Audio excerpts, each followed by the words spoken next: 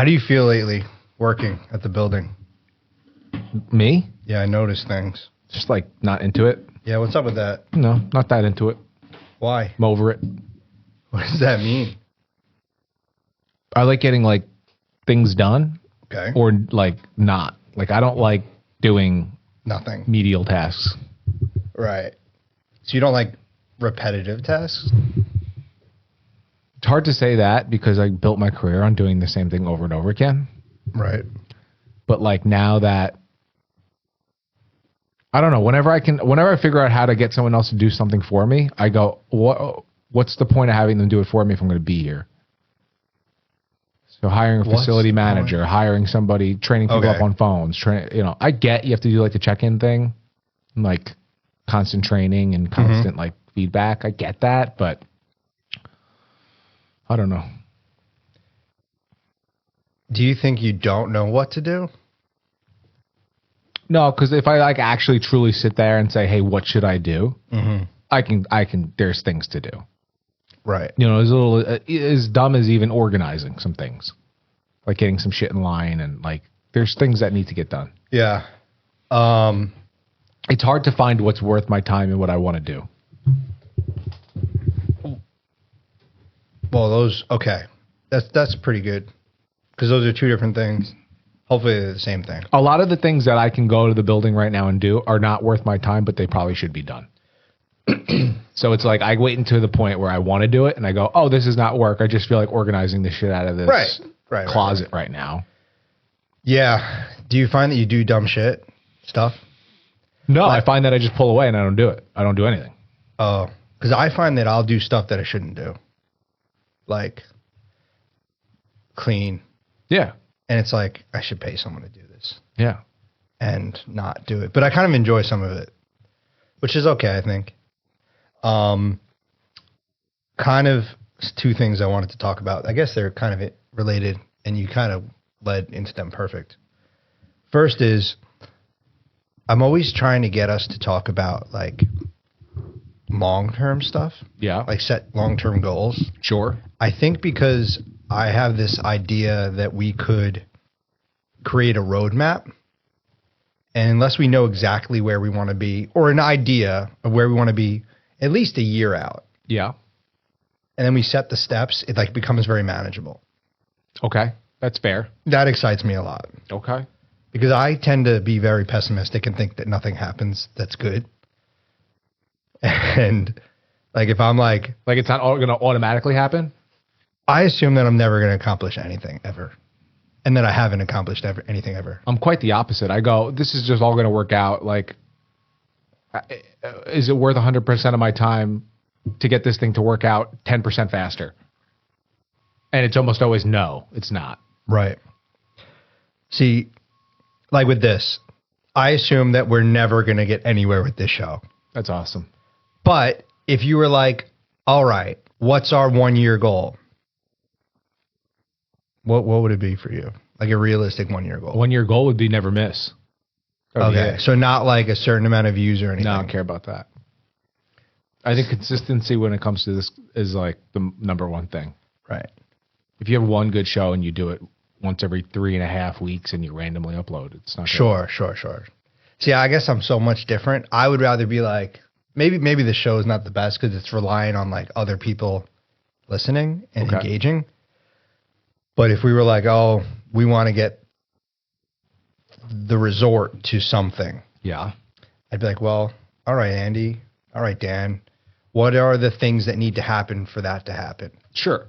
Like mobile. Let's not do resort. Let's do mobile. Sure. We said we want to be fully at capacity. Right.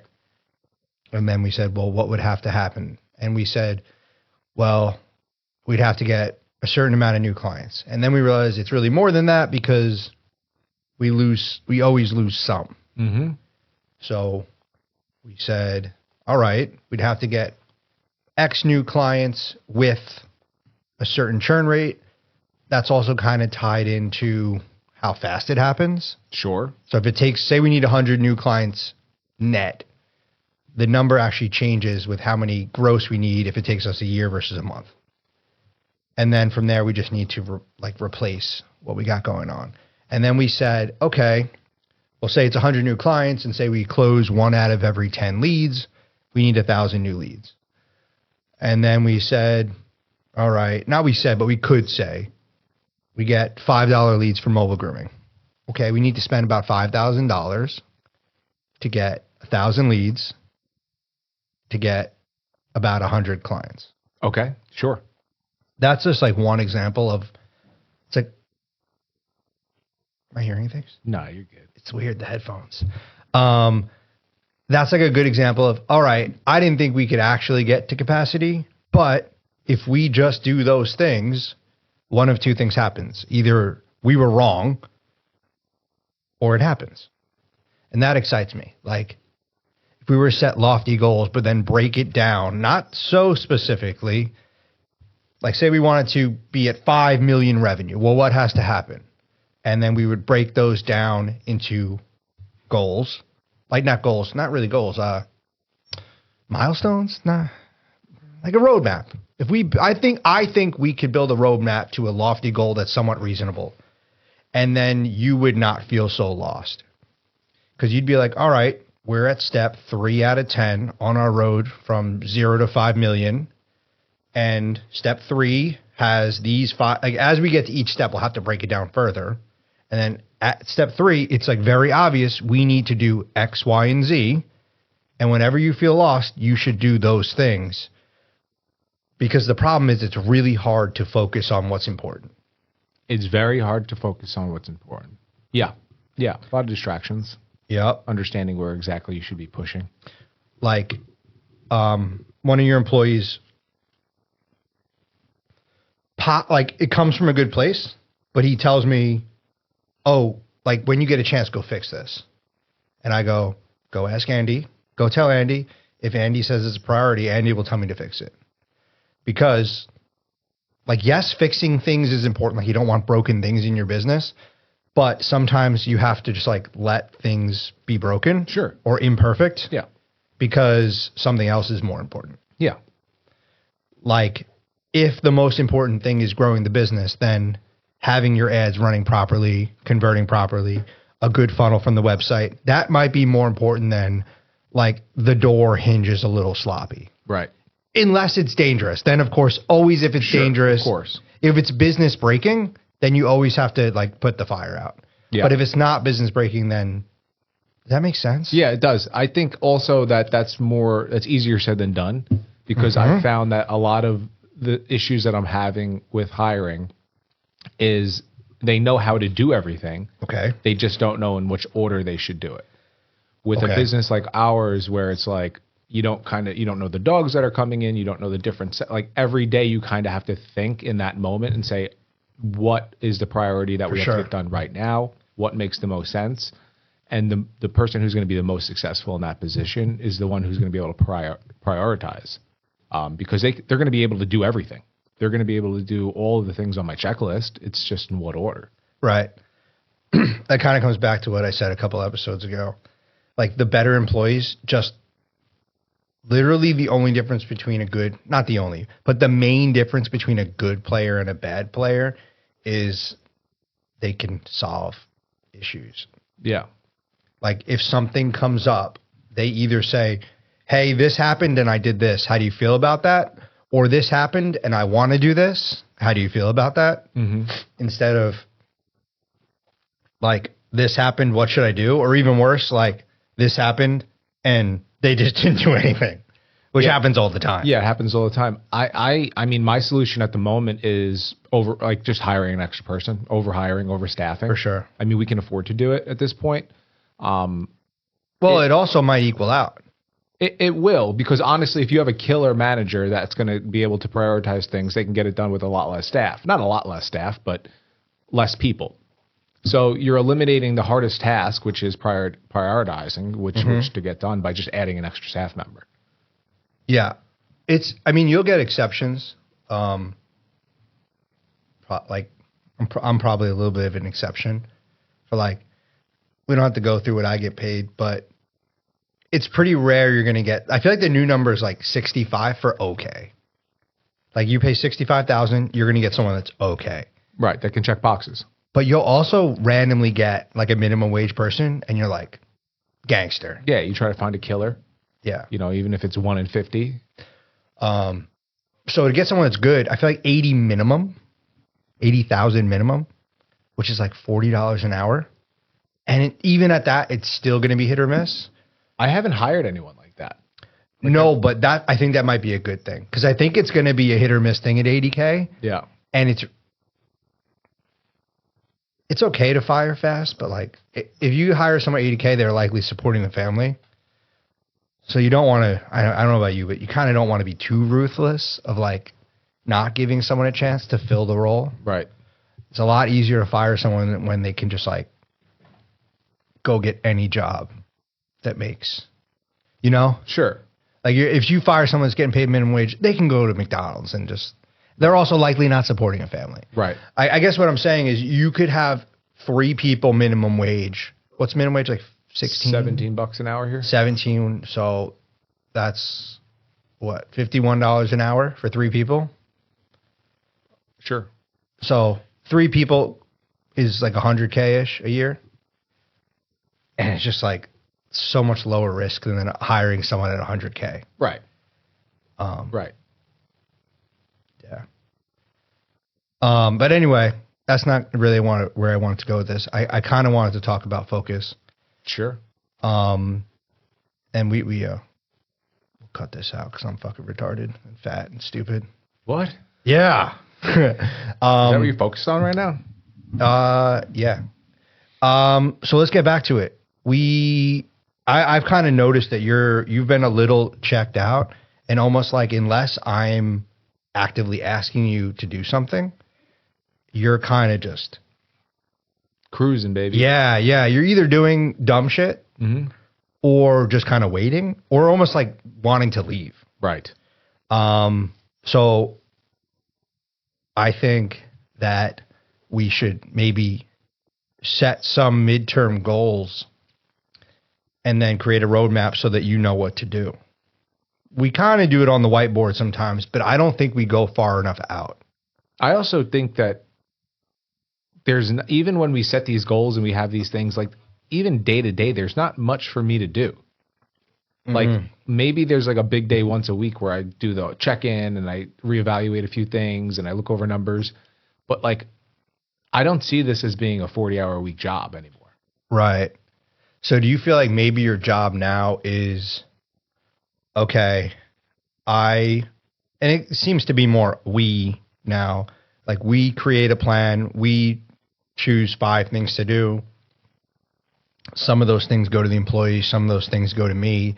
And then your job is just come in and be like, oh, you're an idiot. You did it wrong. Like literally though, like you help incept the plan. And then you have this insight of I've worked with dogs for 10, 15 years and you're not really working on anything. So you have the ability to be like, hey, part of this plan was putting in meta ads. I had someone else do it. And then I come in and go, hey, I noticed this should be fixed. Like that's your main job. Yeah. Like just optimizing things as they get done, not actually doing anything. For sure. I think that's kind of where I'm headed or kind of where I'm at this moment, where, you know, you're wrapping up a couple of big projects that you really don't need much from me for. No. And then from there, you know, we'll go into like the more goal-oriented things where we could both step back, look over charts for each department and be like, hey, this is what we need to work on. This is what we should do. You know, the pricing here is not making sense. We need to move forward and change this.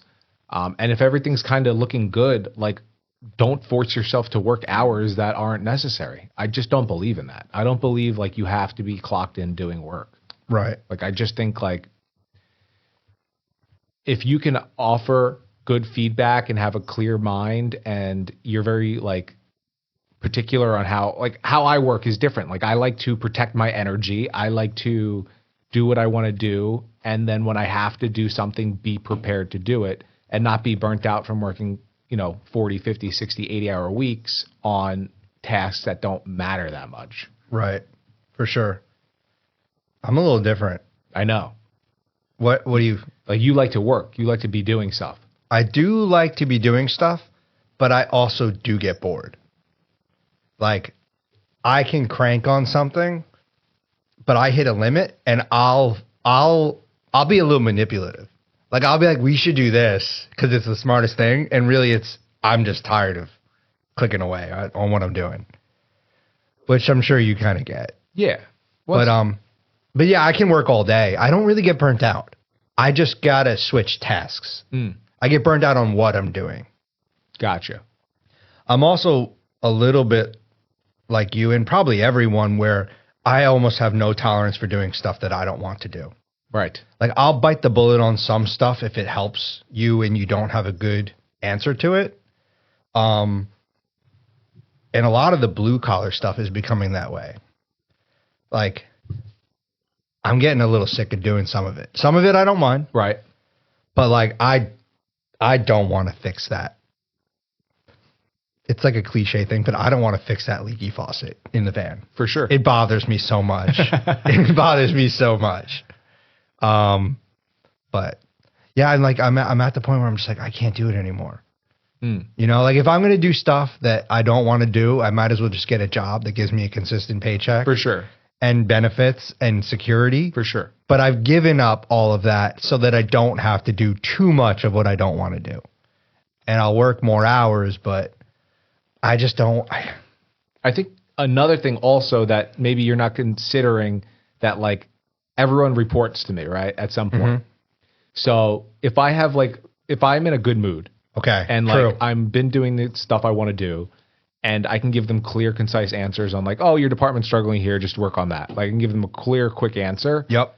And I was able to do that because I worked from home like 2 days this week, and I kind of wasn't bogged down by like stupid, minuscule tasks. It's just a lot more pleasant to deal with me. And did you do that on purpose, or just noticed it happened naturally? What do you mean? Like, did you purposely say, hey, I'm going to kind of make myself happier so that I'm more pleasant for my employees so my business works better? Or did you just say, hey, I'm going to make myself happier because I want to be happier? And then you noticed it after that. Oh, I didn't do this on purpose, but if I actually am happier, people are then happier to deal with me. Yeah, it's more because I did it in the mobile grooming, right? And I was lucky enough to have Stacy to be the barrier between day-to-day, stuff that's happening. And I would always be able to like take a day to make a decision, or Sure. like if there was a big problem with an employee, like I wouldn't have to act in that moment. Stacy does, and then she just has to be kind of like on the fence about everything and not really like, she doesn't really have to solve a big issue. She just has to like, all right, well, they'll deal with it, kicks it back to me, and then I can take a day or two to kind of just get. I don't know what happened. What do you mean? I hit the air horn button. I didn't hear anything. Oh, it's fine. It's fucked. So the idea of being separated from that stuff has always benefited me. Right. If there was a big blowout with one of the employees and like I was able to like not deal with it in the moment and let it sit for a day, I could think about it.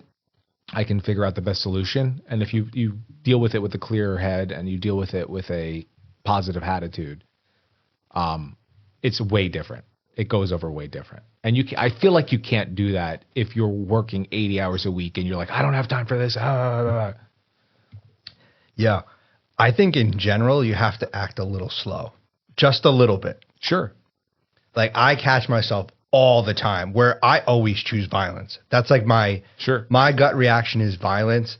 Like, something little at the gym happened yesterday. Uh-oh. I won't even say what it was, but my first gut reaction was like, get in the truck. I was looking on the camera at something. I almost got in my truck and went to the gym to like fix the problem. Sure. And I was like, this is so stupid. Like, I'm going to go to the gym and I'm going to upset people.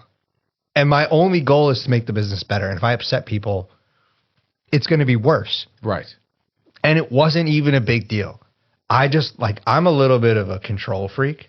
Were you like that when you first started? Like, you really, like, if people didn't do things your way, you like got angry? Yeah, for sure. And you kind of just let go because you realize it's counterproductive? Yeah, this is I'm more about sustainability. Right. It's hard to do. It's hard. It's really, really hard to do.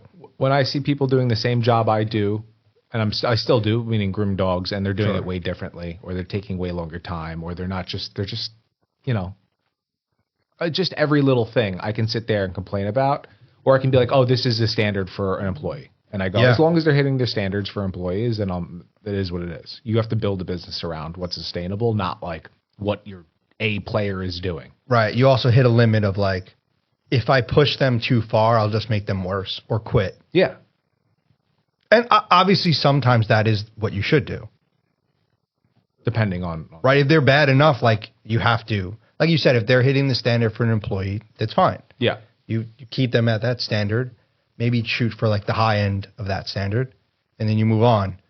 But you do have to recognize sometimes like people need to. For sure. Like my standard for grooming dogs is 8 dogs a day. Right. And theirs is 5. Theirs is 5.5 to 6. Right. So as long as they're doing that, we can build a business around it. And that's in the same amount of hours. Yeah. Yeah. And wild. It is what it is. So they get paid commission. They don't get paid hourly. For sure. Hourly, so we can still build a business around it. But then if someone comes in and they can only do 4, right, I can't give you my truck all day. And you're also assuming quality is level. Yeah. Yeah. Right. It's not like you're doing 8 at a lower quality. It's the same quality they're doing within 5, but for 5. Yeah. Cool. Yeah. It's just to, you know, like you said, when I first started, I was giving them 7, trying to sneak an 8th one in. Right. But it just wasn't sustainable. Just doesn't work. It doesn't work. They have, you know, meltdowns and this and that. And then you can kind of tell if you look at someone's schedule or look at their past hours, like this last employee at the resort worked 50 hours last week. Okay. You'll know they're going to have an issue this upcoming week. Like what? There'll be a call out. There'll be some sort of they'll call out? Yeah, they'll be either a call out, they'll get sick, there'll be complaints. You can look at the numbers that they're doing and say there's going to be a complaint coming out of this person. You can kind of forecast that. That's really interesting. Yeah. Huh. So what does that mean? That means you have to kind of protect your own employees. You got to optimize. I know that employees that do 8 dogs a day and work 80-hour weeks don't do well in the long term. So even if they want to do it, I say no. You know, you can't work a 7th day. You can't work a 6th day. Like, or send someone home early from the resort. Be like, hey, you've been clocking too many hours. Like, go home, rest. Like, we need you for this upcoming weekend. Right. Right. Just got to protect them. How often do you run into that? Like 10% of your people? Can't be. Yeah. Yeah. Right. Yeah. Like I can look at if you show me my hours for last week and the last 2 weeks, I can tell you who we shouldn't bother. How much do you think that is like just them as a person versus them not being the owner? I think that's just a person. I think that's people. So you think it's independent of owning the business? Yeah. Like you would be that way working for someone else. Well, I'm that way working for myself. That's why I don't want to clock 80 BS hours inside the. No, but you can do 8 dogs a day. Mm-hmm. How many dogs a day did you used to do when you were growing up? 8 to 10. How many days a week? 6 days. Okay, so let's call it 9. Plus the 7th day was paperwork, scheduling, van maintenance. Okay, so how many hours a week? All of them. I don't know. Yeah. That's what I'm saying. Like, could you do that for someone else? Back then, not now. Could I do that for someone else back then? Probably. Young, stupid, just kind of like every dollar I can make, whatever. Right. If you were commissioned. Yeah. Because it's a little bit, it's kind of for yourself. But also at the end of the day, like people will take ownership. Like, so that same employee that is working and wants to push to work 6-7 days a week and do 12 dogs a day, you know, they're eventually going to be like, well, Planet Pooch owns my life. And, you know, they start to get resentment even though they put themselves in that position. Got it. So you got to protect people. Got it. Definitely got to protect people. Interesting. We totally did not focus on focus. No. At all. How deep are we? We are 20. Oh, that's not that long. 26 minutes. Yeah. What do you want to do from here? Do you want to get back to focus? You want to stop it and go to the next one? I think there's something to be had there with like the human psychology of working and protecting people, and you have to kind of know better as a business owner. Yeah, for sure. you got to kind of take this one. Sure. I'm a little lost. That's fine. But I mean, like, I think if you start hiring people or if you get more involved in what we do as far as day to day looking at things and you go, oh, why is this person flipping out? Right. Like it can almost always be traced back to something.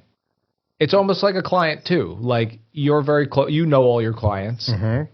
And if there was an issue at the last class or like you're starting to get a vibe from somebody that like, you can kind of feel something coming because 2 classes ago, and I don't even know a good example for the gym. Yeah.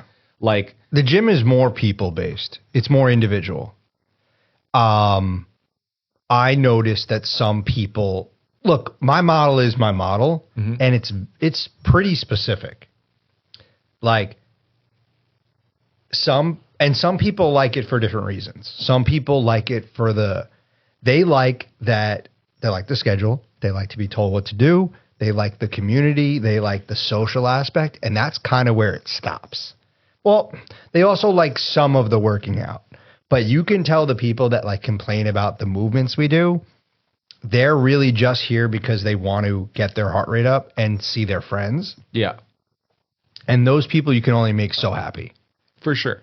Like, and it hasn't lasted. It's not so much like how much they're working out. I think what you were getting at is like, oh, if someone's working out too much, you'll start to notice negativity. No, okay. I was talking like a touch point, like someone who you look at them and you go, oh, they could probably use a pointer. They're struggling today. They've done this a million times, but you can tell they need a little encouragement today. Yeah. So if you stack up too many of those days in a row, you can really turn the person off. Where it's like, as the coach, you're like, I've noticed last 2 days, like this person knows what to do, but they just need a little attention. Yeah. And I think you know that. Like you know your clients. Yeah. I actually kind of go the other way with coaching. I noticed that some people like judge me that I'm a little bit hands off as the coach. Mm-hmm. But it's on purpose. Like people think I'm being lazy. Like I'm on my phone or I'm talking or whatever. But it's not that I'm being lazy. I actually thought about this morning when I was thinking about doing a podcast on focus.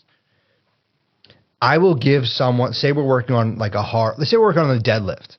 I'll give someone one cue, right? Like, or one thing to work on. Like make sure the bar is always over the middle of your foot, right? You don't want double your body weight out in front. And then they'll do something else wrong. Assuming it's not like wildly dangerous and insane, I kind of ignore the other stuff because it's very hard for someone to fix one thing per day. Yeah.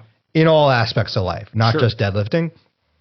And I'll like watch other people that think they know better because they've never coached. They've just been on the other side and they want a million different tips.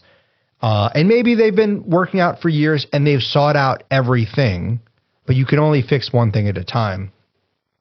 And I will let them go because, well, 2 things. One, they can't fix 1,000 things at once.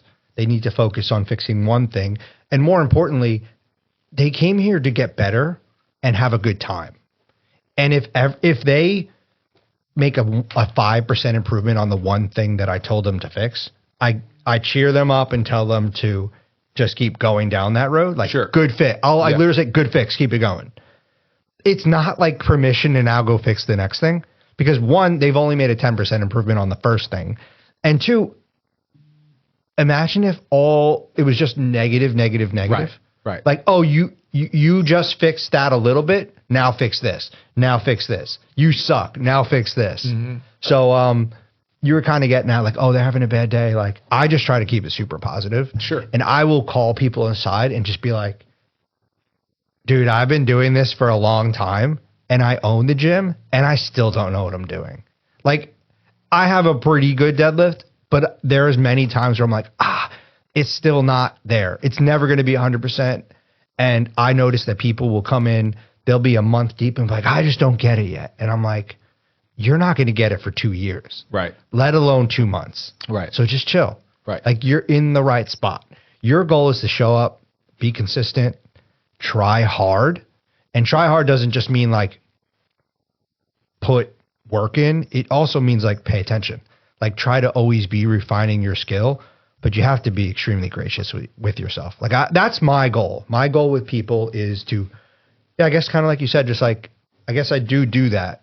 I just want people to realize they're on the right path and feel good about it. And then if someone is having a really tough class and like you were like giving a lot of instructions and you're like, oh, they're struggling, I'm sure like at the end of the class, maybe you'll say something.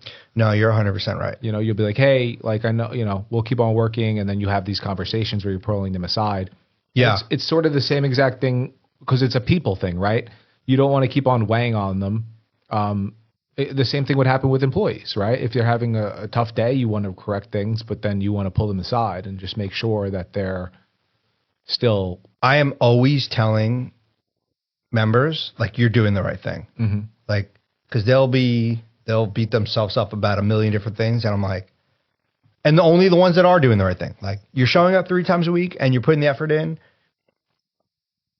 And I suspect that you're eating in line. I'll go, dude, you're doing the right thing. Just like, keep coming, do what you're doing, and just trust and keep going. Right. Now, there are other people where I'm like, hey, man, y'all been here for 3 years and you're getting fatter. I promise you it's not because you're working out or lack of working out. That's crazy. No, it's true. It's true. Like, I don't, this is a small business. The gym doesn't have a lot of members, probably because I am the way I am, but I can't do a big membership base because I want to tell people the truth. I don't want to collect your monthly, $165 a month. And if your goal is just to get fit, strong, in shape, live longer, be healthier, you can do that and eat you can get major improvements without eating better. I have clients that their heart doctor was worried and they haven't changed their diet, but they started working out with me and their doctor's now happy. Right. That's cool. But if your goal that you communicate is that you want to look better and you're looking worse, I'm going to tell you that, hey, keep doing what you're doing and you're going to keep getting what you're getting, and I'll call you out on it because you came to me because you wanted to get better.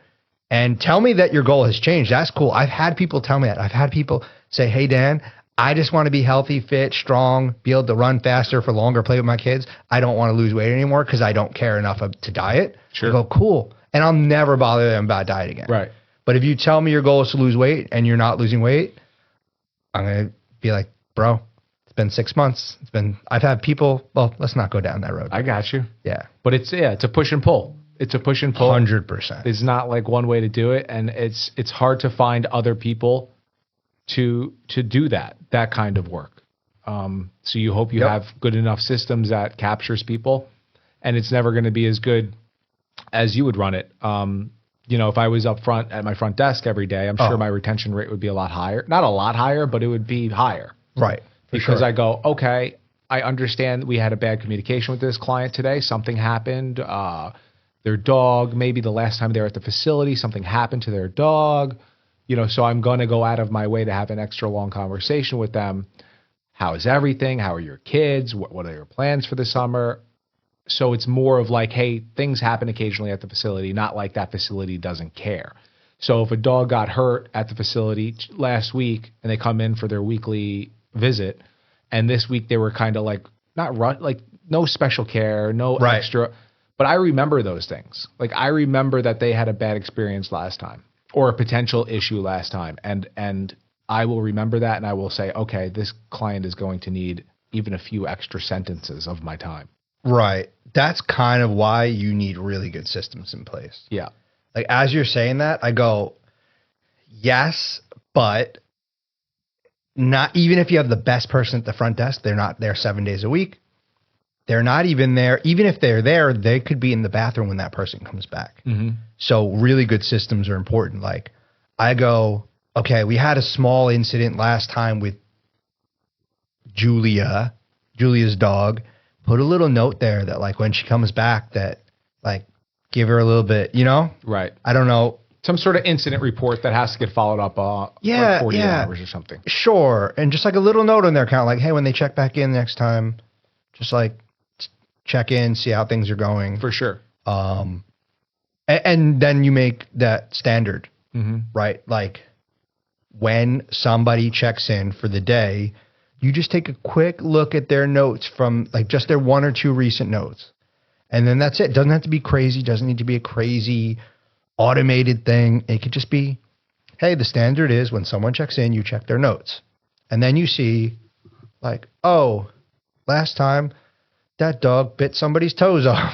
And right. Or even sent a dog home with a scratch. And you say, hey, I'm being hyperbolic. Is that scratch everything healed up on that scratch? That's what and they go, I'm obviously joking. They remembered my dog last week, got a scratch. Yes. They're going to be looking for it this week. And all it took was, I remembered your dog got scratched last week and you said something to us. Yes. But the standard is you didn't even have to remember it. Right. The standard is, hey, a little thing happened, you noted it. And then the second standard is when they check in, you check their notes. Right. It's like little stuff where like the owner is going to remember everything and always be 100% on. Because if you're anything like me, I'm like, if something happened with someone, I'm thinking about it when I'm sleeping. And then when they come in the next time, I don't even need to be reminded because it's been on my mind weighing me down. You can't expect that of your employees. But you can put that like little note system in for sure. Right. Because think about it this way, right? If you were in a coach or you ran a ton of classes, you had a ton of different coaches, and one of your you had maybe not a great interaction with one of your clients. Mm-hmm. It was a tough day for them. Yep. And then the next day they come and coach number 2, and then maybe they have a tough day there. And then coach number 3. So no one knows what's going on. Right. Now you have the third coach. This is the third class that this client's taking this week. And it's another and it could be like a total coincidence. Like even that coach, your number 3 coach, had a bad day as well. Sure. And was just I don't know, just kind of get it done. You've been here for a while. Like that could be 3 strikes and they're out. For sure. So if you're not, noting or telling your staff that hey, let's keep a close eye on this one. They seem to be down and it's important. Yeah. I've definitely had this happen where I can't think of the specific thing, but it's not important. But I've had that happen where I'm like, hey, so-and-so is going through this outside of the gym. They told me it privately. I'm not even going to tell you what it is, but just give them pay a little attention to them. Right. Make sure you just say what's up to them. We don't need to share people's personal business. I know it's not exactly what you're talking about, but it just sparked a thing in my mind where it's hey, I don't have any members named Andy. So, hey, Andy's going through some stuff. Just make sure you say what's up with him, check in with him. Don't be weird about it. Don't be hey, is everything okay? Just say hi and smile at him when you see him. Make sure you say hi to him. Sure. That's it. Nothing crazy. Right. So it's the same thing. I mean, like you said, take this away when we're talking about employees and protecting them. It's the same thing. It's if you can see someone's eyes when they come in the door, you go, I'm going to take a few minutes and just chit chat with them and just joke around a little bit. But there are coaches that coach athletes, individual one-on-one coaching, that don't take biometrics. They just look at people's eyes. Mm-hmm. Have you heard this? No. Yeah. So this only works with one-on-one coaching, but say you're an Olympic weight coach, they'll look at your eyes and be like, all right, today's a light day. And they'll be like, why? I'd be like, dude, I just see it in your eyes. Right. And that's it. Or today's a heavy day. You got it. The other one is, now this is not eyes, but it's grip strength. Not exactly what you're talking about, but it doesn't take much. If you have a strong grip for the day, you'll probably lift heavy. Gotcha. Not exactly what you're talking about, but it is as simple as that. If you come in, if one of your employees comes in and they just seem a little off today, might be worth it. And it's just that. It's as simple as they came in and their hello is just a little quieter than normal, and they're usually boisterous. Sure. And just check in with them. Pull them in the office. Hey, man, what's going on? Everything good? Yeah. And then you'll also do your math in the back of your head, they worked a 6th day that week. Maybe that's it. For sure. I have a particular employee at the moment where she worked a double. Okay. And then had someone cover her next shift. Got it. And it was phrasing it as an emergency or something. And then this upcoming week had someone cover a shift coming for this upcoming week. So I go, okay, we have to take notice to that. We're not going to give her 4 days anymore. She wants 3 days. She's just not communicating that. Yep. So yeah, all that stuff. And going back to the clients real quick. Yeah. Most clients that will get upset with a service or change a service, it's never the first time. It's never a first incident issue. It's usually a continuous issue that they're or issues keep arising. This is more of a problem than it should be. So I'm going to move on. like if it's the first time something goes wrong and someone flips out and doesn't want to use your service, that they're probably not a good client. 100%. But like, let's say our mobile groomer was late the first appointment, the next appointment they got billed wrong. Obviously, we refunded them, but they got billed wrong. It just doesn't matter. And they had to reach back out and ask about it. And then the third time around, we had to change their day because we had a call out. Like, a lot of that stuff individually is not a big issue. But if you do that to someone 3 times in a row, they go, what's going on with this company? 100%. And it doesn't even have to be like them judging you. They could just be like, this ain't worth it. Right. Like, how many times do you like, you go to a website and you're like, oh, this tool might be good. And it takes more than 3 seconds to, like, dude, if I can't OAuth, you know what OAuth is, right? No. Where like you go to create an account and it lets you sign in with Google. Oh, yeah. Like if I have to create my own login, like type in. Oh, forget it. It's not happening. I would purchase so many more things if everyone took Apple Pay. Like even getting up to get my credit card, I don't have that saved anywhere. Oh. Do you save all your credit cards in your browser? Nah. I do. I save everything. I don't think so. Oh, I don't. I haven't typed a credit card number in years. See, that's your problem. You don't save it in the Chrome. But granted, you leave your computer on at work. It's a little different. Right. But like, I just leave it in Chrome. You just type in your CVC, and that's it. And I memorize them. I don't even know my CVC. And I put, don't tell the IRS, everything. I only need to know one because everything goes on the business. Oh, yeah. Boy. Well, but it's all for business. Of course. I mean, legitimately, it's all for business. Whatever you say. I believe you. It is. I swear. All right. Okay. Yeah, it's good. Yeah, I think that's good.